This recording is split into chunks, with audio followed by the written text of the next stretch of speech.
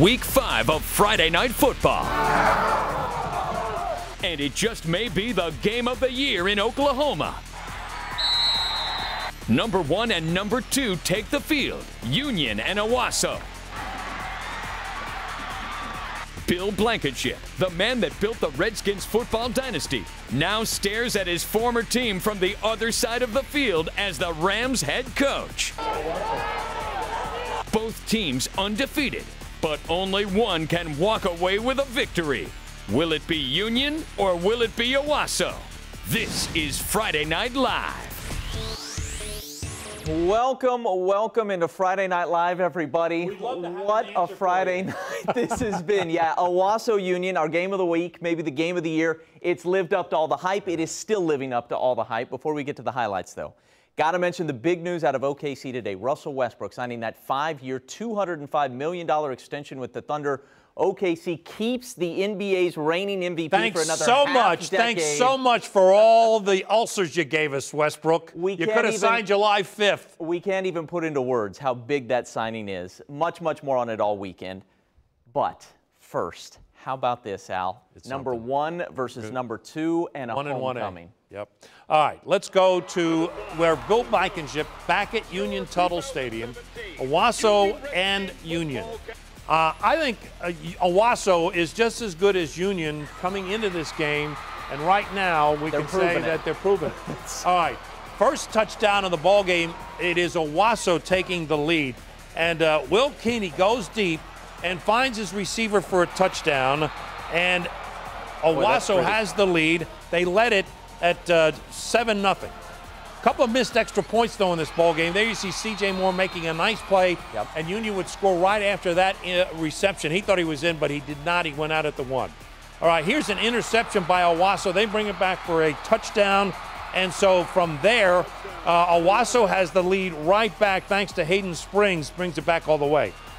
Then it's Cooper up the middle for Union. He runs hard. Tied at 20 at the intermission. So what would be resolved in the second half?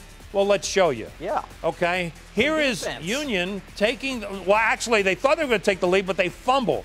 Now, to be honest with you, the ball should have been ruled dead at the 4 because knee was down. The fumble recovery was made with Jones and his his tush on the floor. There you go. It only but took he brings him 20 it back seconds. 99 yards for a touchdown. Man. All right. So Owasso has the lead at this point. Granted, he should have been ruled down, but hey, they don't have instant replay in high school. That's right. Caden, I'll just happens. remind you that.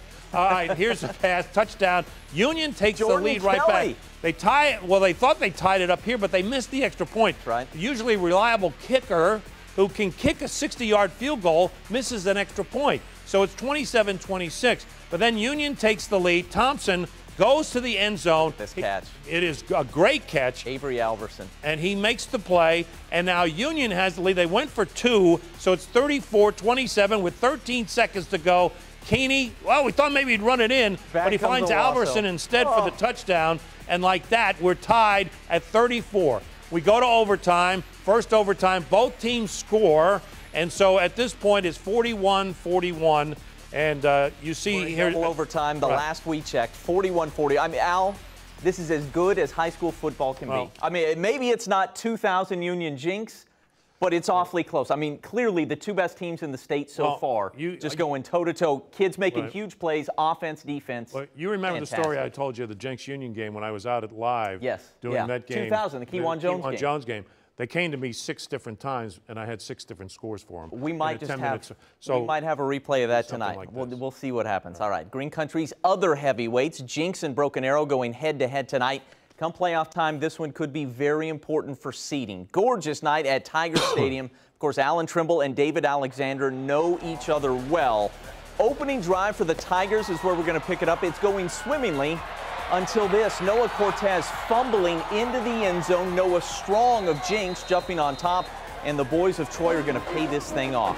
Ian Corwin with a beautiful throw for DJ Wagner. This is a gain of 36. Wagner coming up big in recent weeks. Very next snap now, Corwin again going downfield. This is over the middle for Braden Phipps. That's pretty. 32-yard touchdown after the missed PAT at 6-0 Jinx. BA was moving the ball between the 20s. Lafayette right. This kid throws a really nice deep ball. finding Matt Kaiser. We'll see you in church on Sunday. Gain of 45 for Kaiser, nicely done. But once again, the drive ends with a Tigers fumble in the red zone. Jinx would lead 6-3 at the half. They had 3 touchdowns in the second to win it, 27-13. A huge confidence-building win for the Trojans, who improved to 2-4 on the season. Last check, it was 41-41 in overtime. Okay. Union's just won at 44-41. How about that? Union over Owasso, 44-41 in our FNL Game of the Week. An instant classic. All right, we'll be back with more highlights. All right, well, yeah, we'll have our newest colleague with us. Ruben Diaz is going to join us. Looking forward to it.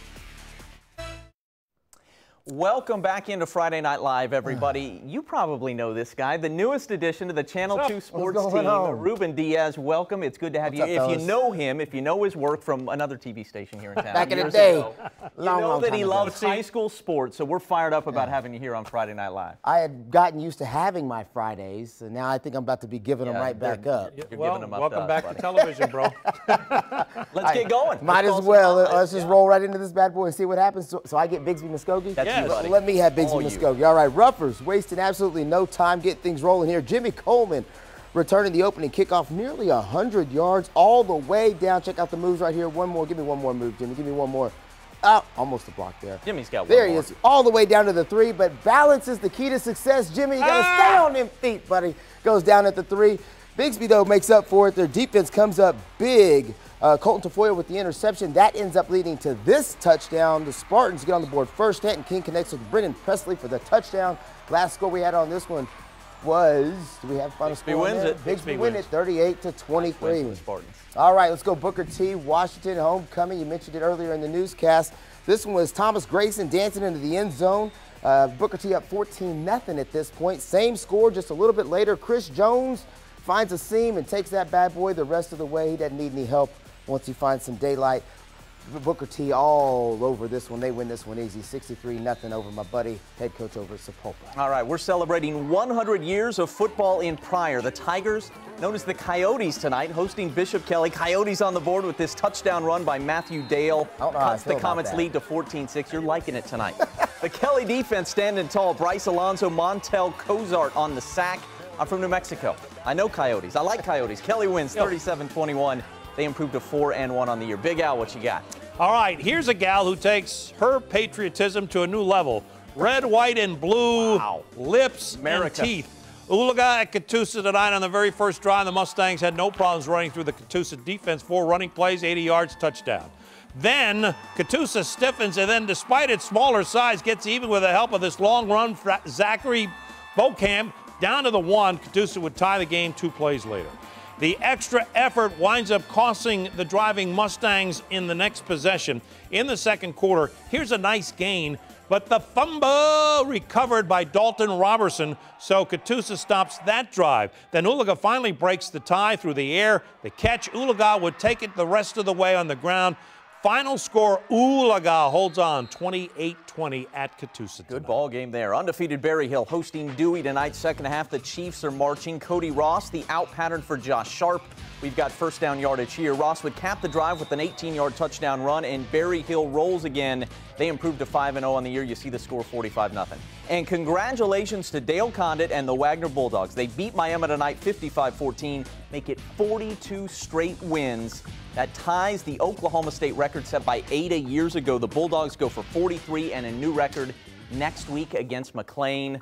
What a dynasty. And then they play Wagner. Coach Condit's not playing around over there. That's right. Ulaga-Wagner, always a fantastic matchup. It really is. Ruben, good to have you here. You'll be doing our Player of the Week starting next week. Let's bring it on. Let's get it rolling. We'll hear from Brian Sanders with our Player of the Week coming up after this. All right, it's time for your Friday Night Live play of the night. This game had a bunch of them. This is Will Caney escaping to find Bryce Cabrera. Final minute of the ball game. This would set up the tying touchdown as Owasso ties Union to send it to overtime 34-34. They have just lost in double overtime, 44-41. Union with a defensive stop and then field goal to win it in double OT. A classic ball game tonight. That is correct, sir. Now our Player of the Week time, and for Sand Springs is that. Big things come in small packages. Here's Brian Sanders with that.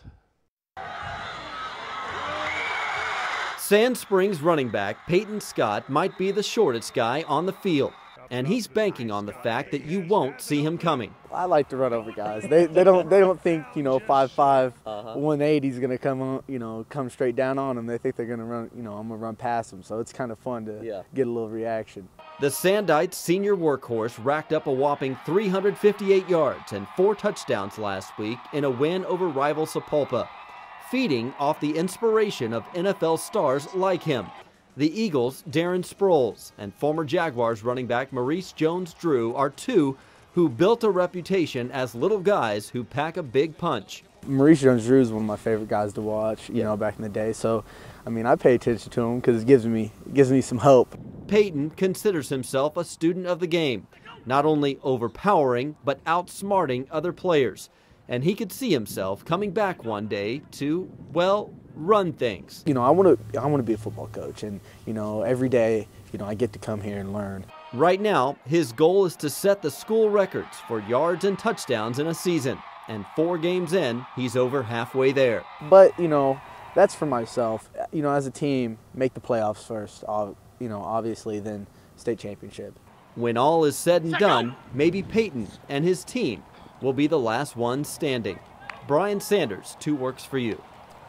Peyton's granddad used to be an assistant coach at Sand Springs, says he wants to be a coach. He was a lot of fun to talk to. At 5'5", he kind of plays along with the joke really well. 358 yards and 4 touchdowns. All right. Come on now. That's pretty good. All right. All right, if you missed it, Union has won in double overtime, 44-41. What did Coach Frederick tell us before the game tonight? This is like the game of the century. He may have been onto something here, right? He compared it to OU Nebraska 71.